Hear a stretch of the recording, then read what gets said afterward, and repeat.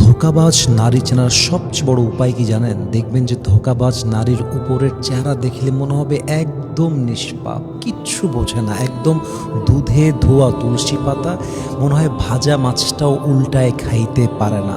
কিন্তু এর ওপরে আর এক রকম, ভেতরে আর এক রকম। ওপরে ভাব দেখায় একদম মাসুম নিষ্পাপ বাচ্চা, just like she is new born baby. কিন্তু এই মেয়েটা আপনাকে ধোঁকা দিচ্ছে, আপনার সঙ্গে প্রতারণা করছে, আপনি কল্পনাই করতে পারবেন না। একটা সময় গিয়ে আপনি বুঝতে পারবেন যে এর উপরের চেহারা ছিল একটা মুখোশধারী চেহারা, কিন্তু এর অন্তর এবং পুরোটাই হচ্ছে বেইমানি আর গাদ্দারি দিয়ে ভরা। ঠিক কিনা আপনারা বলেন সবাই? এরকম মেয়ে সমাজে আছে না নাই? অনেক আছে, আপনি বুঝতেই পারবেন না, আপনি টেরই পাবেন না। একই টাইমে আপনার সাথেও টাইম পাস করবে, অ্যাট দ্য সেম টাইম আর এক জায়গাতেও টাইম পাস করবে। ওর চরিত্রটাই হচ্ছে এইরকম, ওর চরিত্রই হচ্ছে 12 জায়গায় মুখ দেওয়া, এবং ওর চরিত্রটা হচ্ছে এইরকম, উপরে আর এক রকম, ভেতরে আর এক রকম। যদিও বা সব মেয়েকে আমরা এক পাল্লায় মাপি না, তবে আমরা বলতে চাই ধোঁকাবাজ নারীর পাল্লায় যদি কেউ পড়ে যায়, তার জীবন ধ্বংস করতে অন্য কোনো রিজন লাগবে না, এই রিজনটাই এনাফ হয়ে যাবে। ঠিক কিনা বলো সবাই আপনারা? এটা ধোঁকাবাজ নারীর চেনার সবচেয়ে বড় উপায়। আর একটা দেখবেন, খেয়াল করবেন, ধোঁকাবাজ নারীরা কথায় কথায় মিথ্যা বলে। মিথ্যা হচ্ছে ওর জীবনের একটা, মানে কি বলবো, একটা অত্যাবশ্যকীয় পার্ট। ও মিথ্যা বলবে, এবং ওর মিথ্যা বলতে 2 পয়সাও বাধে না। কথায় কথায় মিথ্যা বলবে, এবং সে জানে যে অপোজিট পার্সনটাও বুঝতেছে যে আমি মিথ্যা বলতেছি, তাও সে মিথ্যা বলবে। এটা তার গুণ।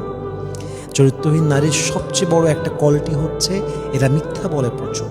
আর একটা বড় কোয়ালিটি কি জানেন? এরা কথায় কথায় কান্না করে।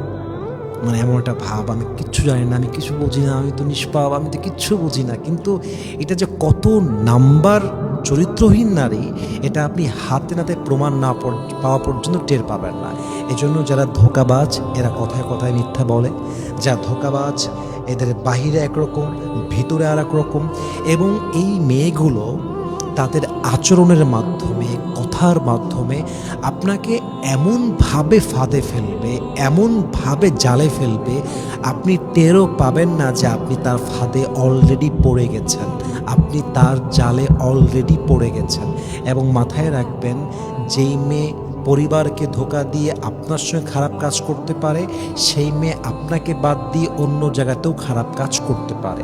যেই মেয়ে অন্যের নামে আপনার কাছে বদনাম করে, সে আপনার নামে অন্যের কাছে বদনাম করতে পারে।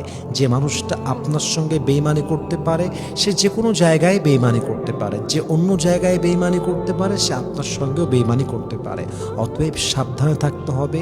জীবনে বিয়ে একবার করা উচিত, এবং তাকে করা উচিত যে বিশ্বাসযোগ্য, যার চরিত্র ভালো, যার মধ্যে সততা আছে, যার মধ্যে অনেস্টি আছে, যার মধ্যে লয়্যালটি আছে। যেই মেয়ে বিয়ের আগে 3-4 জায়গায় রিলেশন করে একই সঙ্গে, অ্যাট দ্য সেম টাইম, বিশ্বাস করেন আমার প্রিয় ভাইয়েরা, এই মেয়ে আর যাই হোক ভালো মা হতে পারে না। এই মেয়ে আর যাই হোক কখনো ভালো একজন যোগ্য চরিত্রবান স্ত্রী হতে পারে না। ঠিক কিনা বলেন সবাই আপনারা? এই জন্য আমাদের উচিত আল্লাহর কাছে দোয়া করা যে আল্লাহ, আমাদেরকে তুমি অনেস্ট হওয়ার তৌফিক দান করো, আমাদেরকে তুমি লয়াল হওয়ার তৌফিক দান করো, এবং আমাদের সবার জীবনে তুমি দিনদার, নেককার, চরিত্রবান, সতীসাধী, পরিপূর্ণ চরিত্রবান নারী তুমি আমাদের জীবনে স্ত্রী হিসেবে দান করো। পড়েন সবাই আমিন।